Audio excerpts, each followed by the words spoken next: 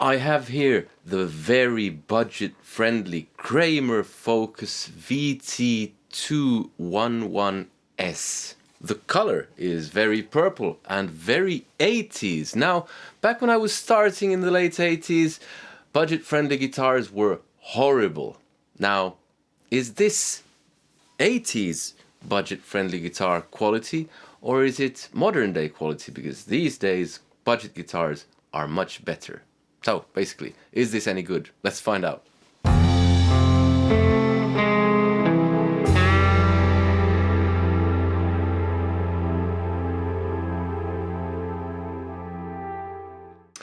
Hello and welcome to another video with me, Elmo J. Karjalainen. It's good to have you along. You can call me this guy if my name is tricky to pronounce.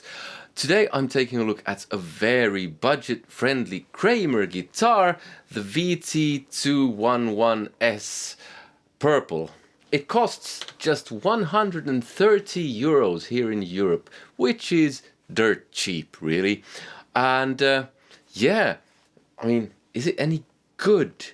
It has a mahogany body, maple neck, maple fretboard, slim neck profile, 21 medium jumbo frets, 2 Kramer SC1 single coils, and 1 HB1 humbucker.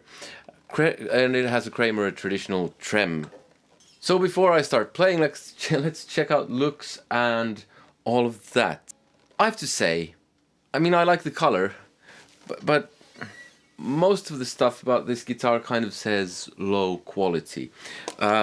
The neck joint is fine. The finish looks okay. But the trem, I mean, looking on the back, it's that cheap kind of small block here. And one of the screws is not screwed in straight, or the hole hasn't been drilled straight. No biggie that. The tuners look like really cheap Chinese rubbish. But yeah, I mean, it still might be good, or at least decent. So I was about to say let's try it, but before I get going, I bought this quite a while ago. It's been sitting here for a month. It hasn't had any fret sprout, although the fret edges aren't the nicest. They're tiny bit sharp, but nothing major, so it's definitely playable, no problem in that respect. But it arrived, and I mean, I'm not expecting guitars of this price range to be set up, but I would like them to be kind of in the ballpark. This was like, every string was like that, so the neck tension was naturally completely off. So when I tuned it and left it to sit, it didn't take long for the neck to be totally wonky. And I adjusted it and it's better, but it's still, I mean, it was really terrible. So it did arrive with some neck issues. Now that's part and parcel for quite a lot of budget-friendly guitars, but if you're not used to doing that kind of stuff, then just so you know. Other than that, let's just see what it sounds like. Okay, before we get going, what else do I have here? I have my Marshall Plexi, which isn't entirely clean. I have some delay in the loop. I have a couple of overdrives to try it with. Let's see that everything works and how this is wired. So volume. I just tuned this. Let's try that again. Volume works.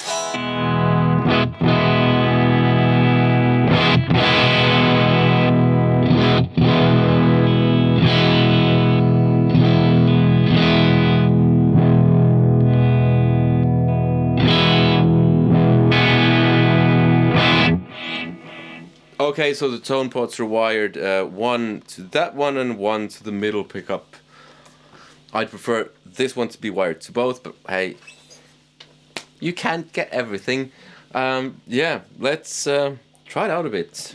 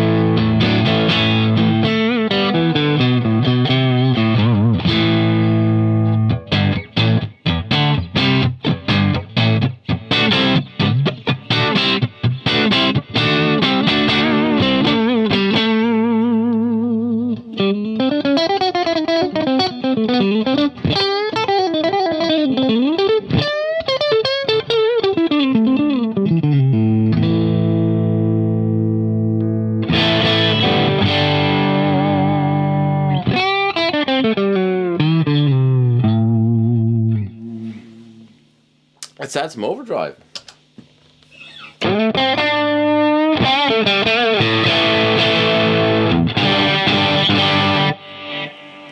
Nicely out of tune.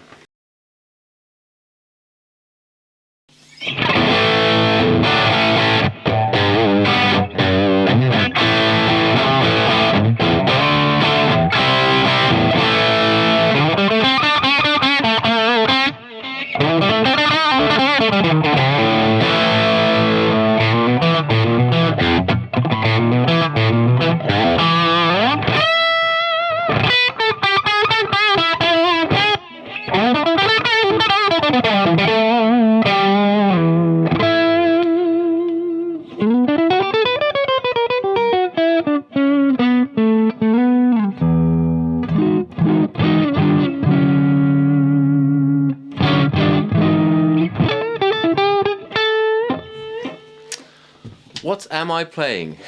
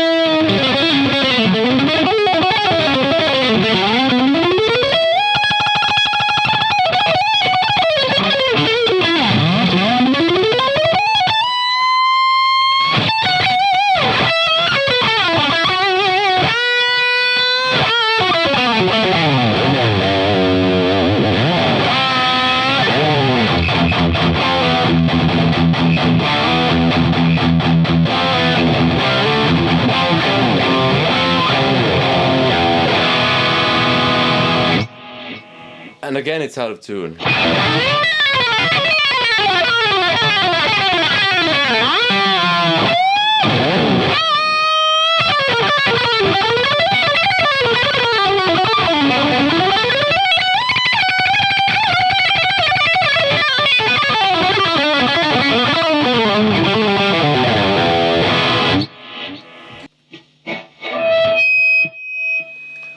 Yeah, the bridge pickup has a bit of pickup squeal going on as well, but that wouldn't be a problem for most people because they wouldn't be playing this very loud. I'm not playing terribly loud now, but this isn't bedroom volume, so if you're planning to buy this for a kind of home practice, that shouldn't be a problem.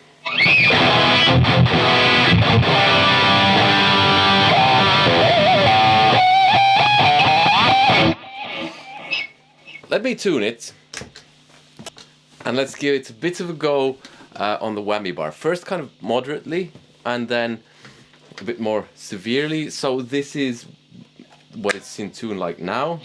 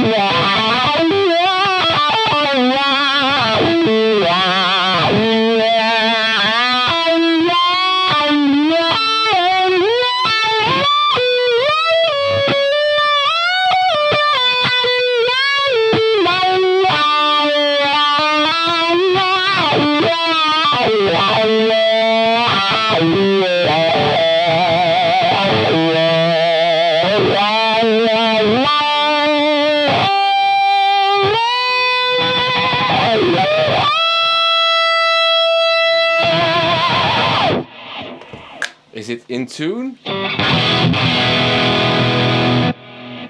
Not 100%, but good enough. Let's give the whammy bar a proper go.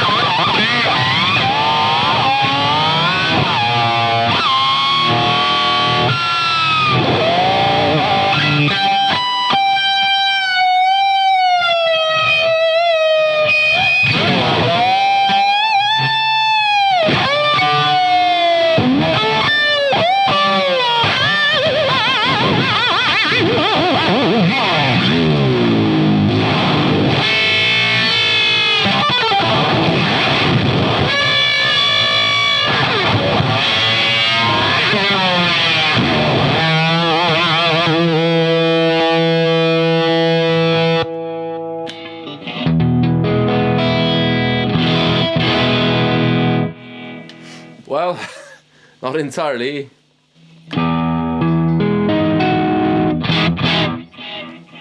But way better than I expected. For some odd reason it wasn't staying in tune, because I just pulled on the strings, kind of stretched them before I did this video, and it still didn't stay in tune. Maybe I didn't do that enough, but it stayed in tune fairly well despite heavy whammy bar abuse.